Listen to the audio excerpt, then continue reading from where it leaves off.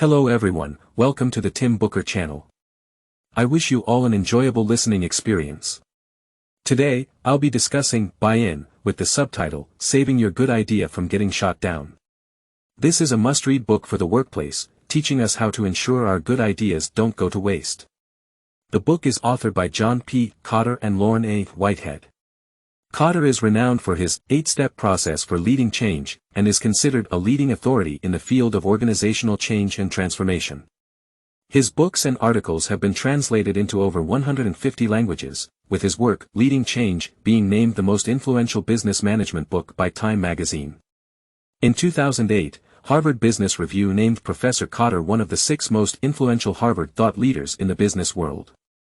On the other hand, Whitehead has held various management and administrative positions over the years, leading numerous entrepreneurial and innovative projects and winning numerous awards in innovative leadership. Both of them are giants in the field of leadership and management, and Buy-in is their collaborative work. Next, I will spend approximately 25 minutes decoding the book's key points and core ideas for you, with a particular focus on addressing 3 questions. 1. What are the common objections when you propose a good idea? 2. What principles should you follow to effectively counter criticisms? 3. How can you handle various unconventional objections? Alright, let's start by addressing the first question. Do you want to stand out in the workplace? Then, come up with great ideas for your company. However, proposing a good idea isn't easy, and selling it is even harder. Having a good idea doesn't guarantee success. In fact, it can often lead to negative outcomes. You see, there will always be people who won't make it easy for you. All their criticisms have one purpose: to sabotage your good idea. Critics employ various tactics to thwart your good ideas. Now, let's take a closer look at some of these tactics. The first tactic is confusion. Confusion involves introducing unrelated issues, going off on tangents, and presenting skewed arguments to disrupt your audience's thoughts, divert their attention, and make them disinterested and skeptical about your idea. In the book, there's an example of a meeting at the Centerville City Library, where the topic was adding computer equipment to the library. However, someone brought up budget constraints unrelated to the library, attempting to derail the discussion. If you get sidetracked along with them, it could be troublesome. It makes the audience think that you haven't thoroughly considered your plan, or else why would you be led off topic?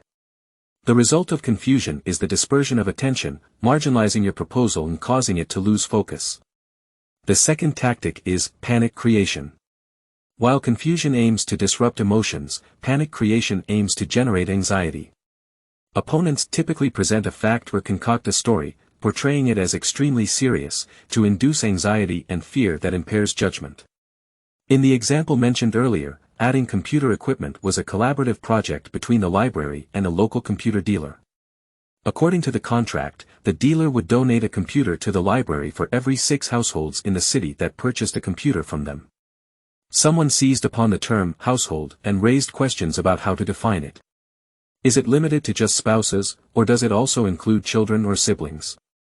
If the definition is too narrow, the computer dealer would be unhappy, but if it's too broad, citizens might be dissatisfied, and it could even lead to accusations of disrupting family relationships. Opponents focus on the minute details to bring up potential disputes, lawsuits, and serious consequences, creating an unpleasant impression for others because no one wants to deal with such issues.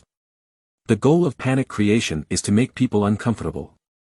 Their logic is often unrealistic, exaggerating the likelihood of rare occurrences. Even if the audience knows the chances are slim, they still feel uneasy, and that's precisely the purpose of panic creation. Furthermore, opponents can use hypothetical scenarios to achieve the same effect.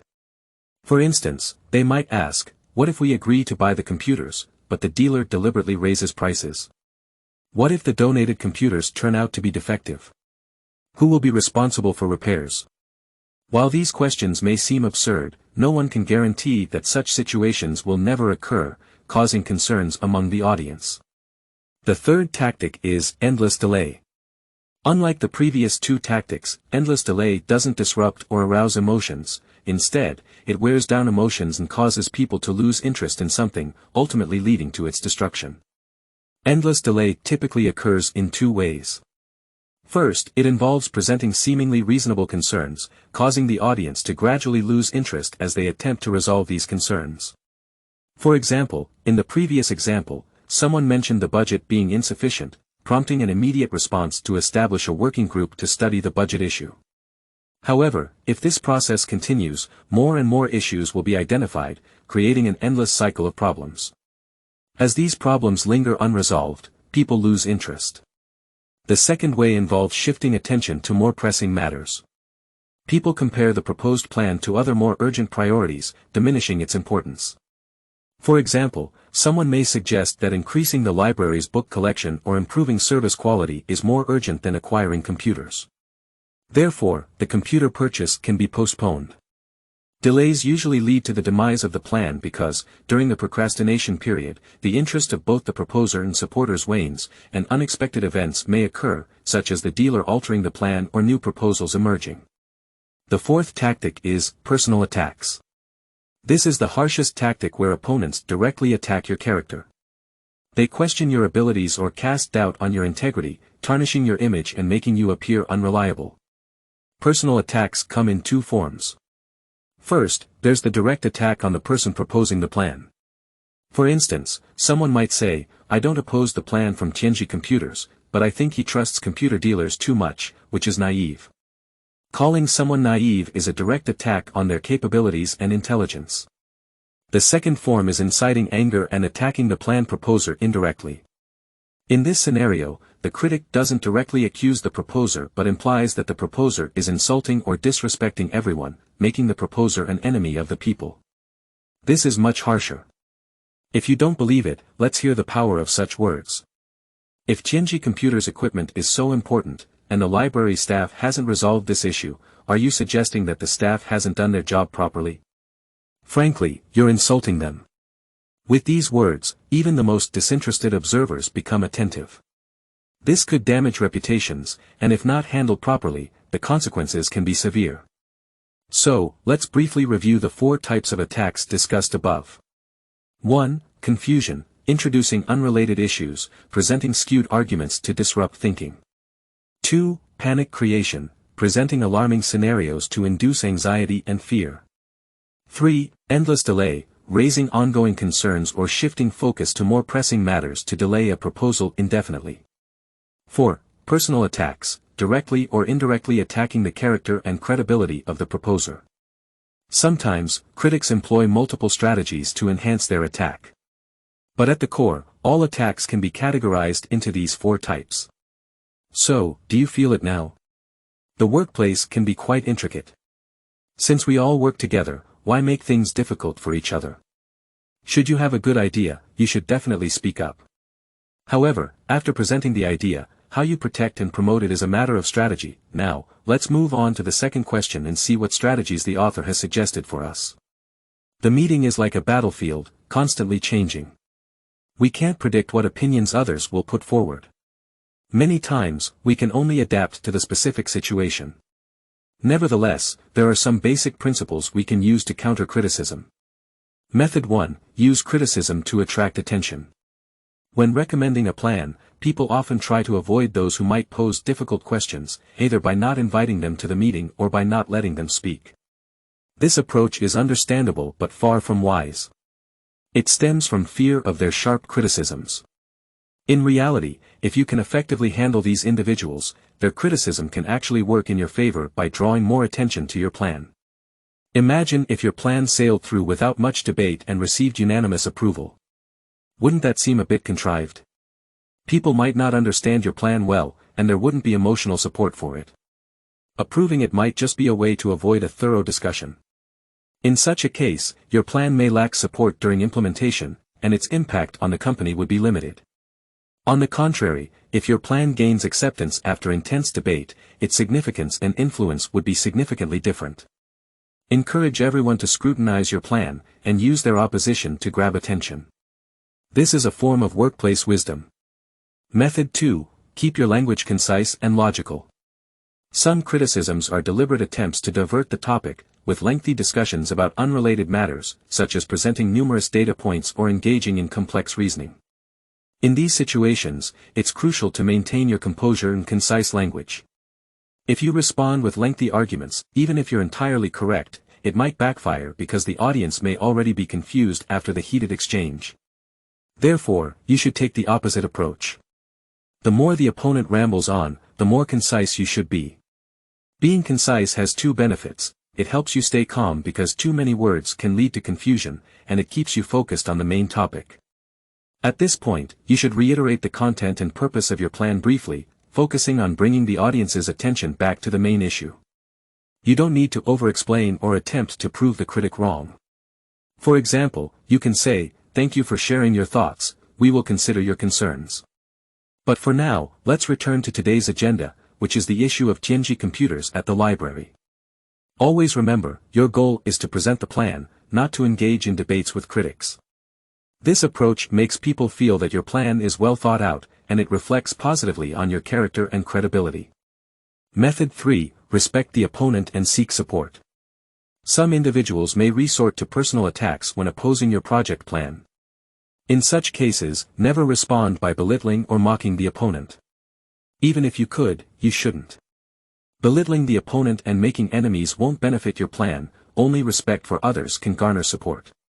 Remember this rule: an unreasonable attitude always produces negative effects. When someone criticizes you with an unreasonable attitude, showing respect will work in your favor. Similarly, your own unreasonableness will cause you to lose support. Fighting fire with fire, tit for tat, or relentless belittling and contempt only leads to sympathy for the opponent. Showing respect puts you in a superior position and emotionally aligns others with you. This principle is worth pondering repeatedly. Method 4. Observe constantly and understand your audience. People have their pride, and when they hear criticism, they often feel indignant, react emotionally, or even become angry, all normal reactions. Therefore, during the criticism, we often engage in debates or self-defense. Self-defense aims to prove oneself right and others wrong, but it still implies getting angry. In reality, whether it's arguing or self-defense, both shift the focus in the room to you and your opponent.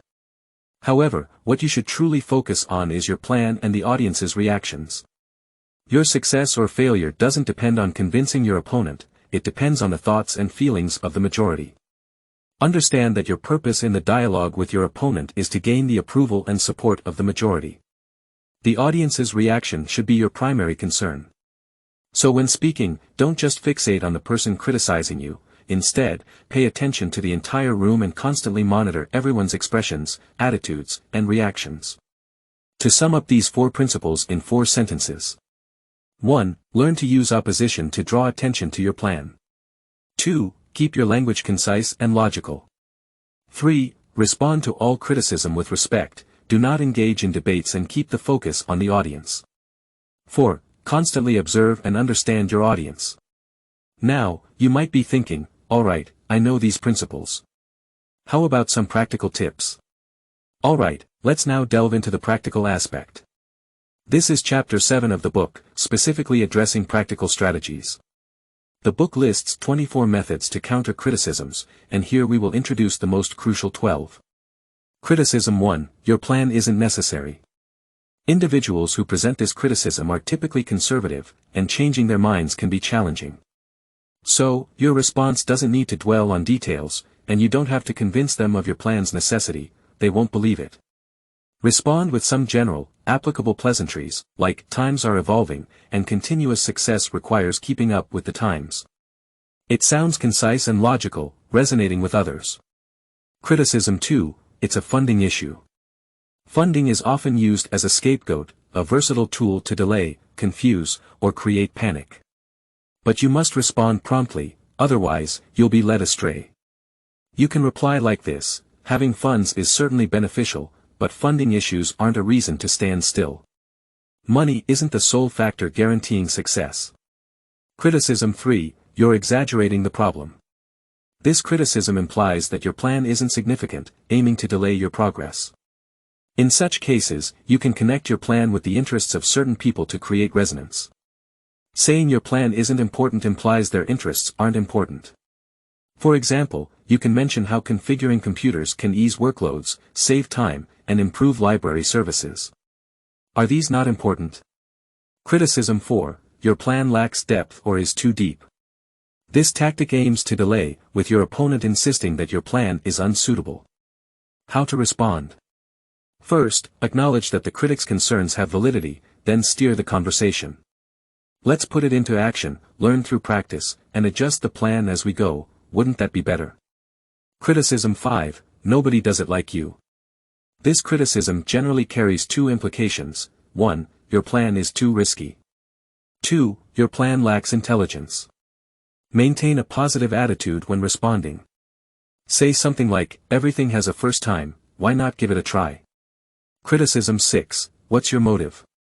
This is another form of personal attack, laden with suspicion and mockery. Respond lightly, don't get defensive. Simply say, this plan is a team effort, involving respected individuals. Criticism 7, you're insulting us. Someone might claim that your plan implies blame or insults. This is a classic personal attack intending to make you a public enemy and create a divide. In this case, try to combine both aspects, acknowledge the team's good work but suggest that your plan could create better working conditions. Criticism 8, you've presented a dilemma. This criticism is similar to the 7th, aiming to put you in a difficult position. Instead of choosing one, try to push both aspects forward simultaneously. For instance, launch a new product on a small scale, assess market reactions, and decide on further production. Criticism 9, your plan leads to more problems. This is a common tactic to sow confusion and panic. It's essential to stop it, but maintain a respectful attitude. Respond by saying, new ideas often bring uncertainty. Criticism 10, most people dislike your plan. This is a sly form of creating panic, connecting your plan with sensitive issues. Keep a calm tone and offset negative words with positive ones. Criticism 11, your plan has flaws. Respond by acknowledging your lack of knowledge on the issue, express your commitment to resolving it, and assure that similar issues have been successfully handled before. Criticism 12, it's too hard to understand.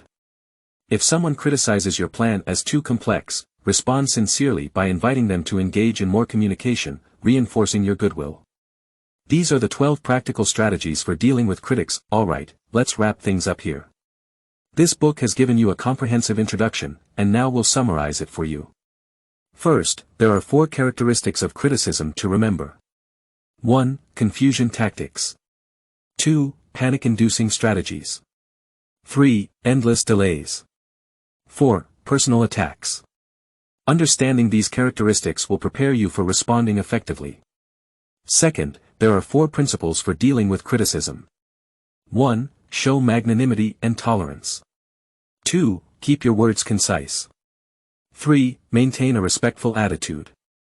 4. Pay attention to your audience. These principles apply to responding to any type of criticism. Third, various methods for handling criticism have been provided, which are highly practical. You might be thinking, I can't remember all these methods. Don't worry, we'll now discuss the core principles of this book in just 8 words. Emphasize emotions, gain resonance. This is the key to winning support, the art of emotional connection. Technology is static, but people are dynamic. Winning support hinges on winning hearts, ultimately through emotional interaction. In the workplace, gaining approval requires not only rational acknowledgement but also emotional resonance. Sometimes, even if you can't immediately secure rational approval, prioritize gaining emotional support. Emotional resonance is more critical than rational acknowledgement, it forms the foundation for gaining rational approval. So, in alignment with this book, always prioritize your attitude. Advocate and attitude first, language second strategy. Only a positive attitude can touch emotions, garner approval, and win hearts. Well, that concludes the content of this audio session. Congratulations on completing another book. Thanks to everyone for your support and attention. Please subscribe to the Tim Booker channel, like, and share this valuable knowledge with your friends. Let's combine wisdom with action, achieve our financial goals, and create a brighter future together. Thank you all, and goodbye.